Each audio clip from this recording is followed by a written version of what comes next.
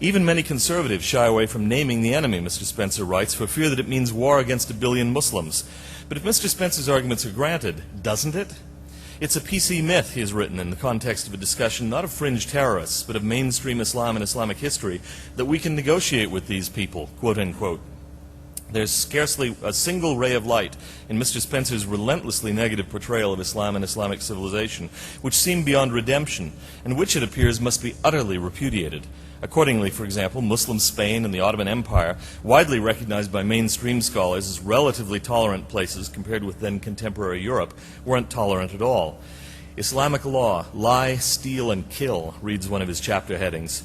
He even denigrates Muslim contributions to science and philosophy. It is thus stunningly ironic to read Mr. Spencer's lament that, quote, Islamic theology so devalues non-believers that there's no room in Islamic culture for any generosity toward their achievements, end quote. There seems no place at all in Mr. Spencer's world for believing Muslims. As long as men read and believe the Quran, Mr. Spencer writes in his politically incorrect guide, women will be despised second-class citizens, subject to the loss of virtually all of the most basic human freedoms.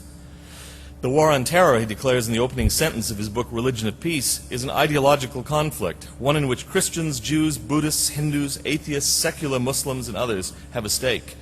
Notice that while secular Muslims are included as potential allies, believing Muslims are conspicuously omitted. And now a few points of many. The Quran, says Mr. Spencer, exhorts believers to fight unbelievers. The commands taken at face value are open-ended and universal. However, it's just as possible to take them as exhortations to fight specific hostile unbelievers in Arabia in the early 7th century, neither open-ended nor universal. It's essential to know the context of Quranic verses, what Muslims call the asbab an-nuzul, the reasons for sending down or occasions of revelation. Mr. Spencer puts aggressive military jihad at the absolute heart of Islam, suggesting that doing otherwise is untrue to the classical texts. But the 8th century jurist Ibn Jurayj regarded prayer and mosque attendance as more important and did not consider jihad obligatory for all. Al-Bukhari, Muslim, and At-Tirmidhi report a saying of Muhammad indicating that helping widows and the poor is jihad. Another report has Muhammad telling a man to go home and care for his parents rather than going out to fight. The early jurist Sufyan al-Thawri believed that jihad was primarily defensive and that only defensive jihad was obligatory upon individual Muslims. So did the prominent 20th century rector of Al-Azhar University in Cairo, Muhammad Shaltut. Mr. Spencer says that the Quranic phrase jihad fi sabilillah, striving in the path of God, means armed struggle to establish the hegemony of the Islamic social order. This is, to say the least of it, debatable. The Arabic word jihad means simply striving.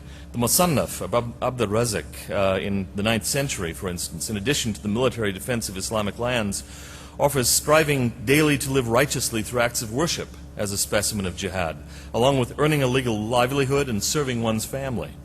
Other early sources mention the pursuit of knowledge, spending money on a good cause, prayer, giving alms, and even patience or patient endurance as examples of non-military jihad. Curiously, the word harb, or war, is never conjoined with the term jihad in the Quran. Mr. Spencer writes of Muhammad's alleged ambitions of world domination. However, modern scholars like Montgomery Watt and Carl Ernst reject them as later retrojections from the imperial period. Even if the voices of moderation are rare, muted, and too often in exile, which I grant, there's a genuine discussion going on within Islam. John Kelsey's Arguing the Just War in Islam, Carl Ernst's Following Muhammad, Rethinking Islam in the Contemporary World, are two recent books that chronicle portions of that discussion. The essays gathered in Charles Kurtzman's source book entitled Liberal Islam and Asma Sfaraddin's admirable new book, The First Muslims, History and Memory, are illustrations of it. Scholars like Ghulam Ahmed, Abdulaziz Sachedina, the late Fazlur Rahman, UCLA's Khalid Abul Fadl figure in it. Ali Abdul Razik argued that no particular form of government is required by Islam, that a social order compatible with Islam simply requires justice and equity.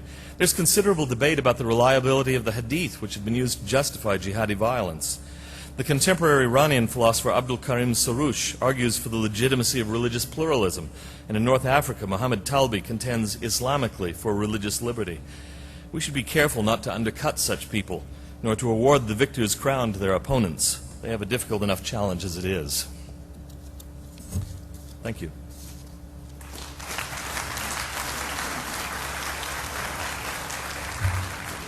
Ladies and gentlemen, we're fortunate enough to have Robert Spencer himself to respond to some of the accusations and some of the statements Dr. Peterson made.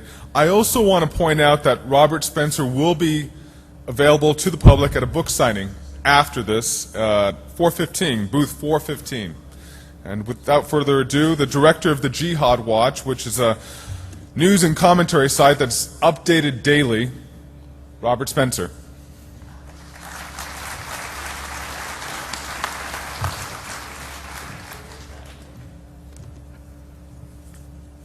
Thank you.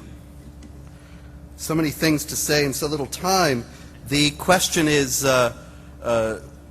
whether to speak about the elements of Islam that are used by jihadists to justify violence and supremacism and oppression in various ways is to validate those interpretations of Islam and to undercut those Muslims who are trying to reform those things. This is a very important question, and I don't think that it can be approached unless we have an accurate understanding of the facts on the ground. Dr. Peterson quite correctly stated at the beginning of his talk that there is no single Islam, that there is in the first place the Sunni and Shiite divide, and in the second place 4 schools of Sunni jurisprudence, as well as other schools of jurisprudence. He did not mention, however, that there is a broad consensus, and consensus is a very important, ijma is a very important concept in Islamic theology. Muhammad prophesied that his community would not agree on an error. And so what is reached as a point of consensus by the various schools of Islamic law is considered to be a question that is settled and sure. Now, this is Islamic theology. This is not my opinion. These are matters of record that the schools of Islamic jurisprudence do agree and have a consensus on the necessity to wage war against unbelievers. Dr. Peterson mentioned the 4 schools of Sunni jurisprudence, the Shafi'i, Maliki, Hanafi, and Hanbali. All of them agree that jihad is a precept of divine institution, that it is preferable to first invite the non-Muslims to accept Islam, and if they refuse, to fight them. I am quoting in part the words of Ibn Abi Zayd al-Qayrawani, who is a Maliki jurist, the jurist from one of these schools of jurisprudence.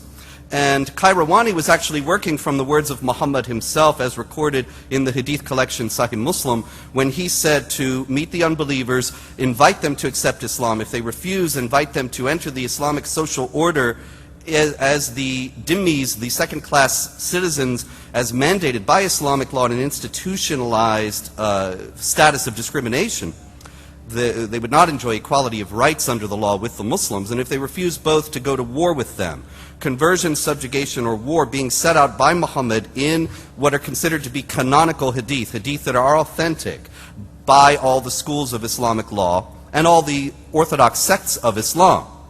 Now, a lot of the confusion comes from the difficulty of dealing with these facts. This is not to say that no modern reformers exist. It is to say that it is an element of traditional and mainstream Islam and a point of agreement among the various differing sects of Islam that warfare against unbelievers and their subjugation under the rule of Islamic law is part of the responsibility of the Muslim community. Now, he says that if this is true, Dr. Peterson says that this would be very disheartening. Unfortunately, there are some truths that are disheartening.